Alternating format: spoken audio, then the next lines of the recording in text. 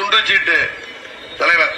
அதை யாரும் எதை கொடுத்தாலும் தெரியல. அதை வச்சுட்டு இதுல என்னன்னா பழனிசாமியும் திமுக வேட்பாளர் பத்தி பேசல. நல்லா பாத்தீங்களா? திமுகவும் ஸ்டாலினும் அண்ணா திமுக வேட்பாளர் பத்தி பேசல.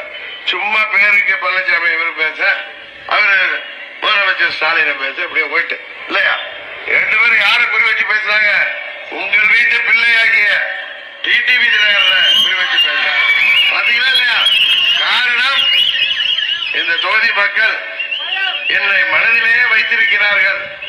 மீண்டும் நான் இங்கே போட்டியிட வேண்டும் என்று விரும்பி காத்திருந்தார்கள்.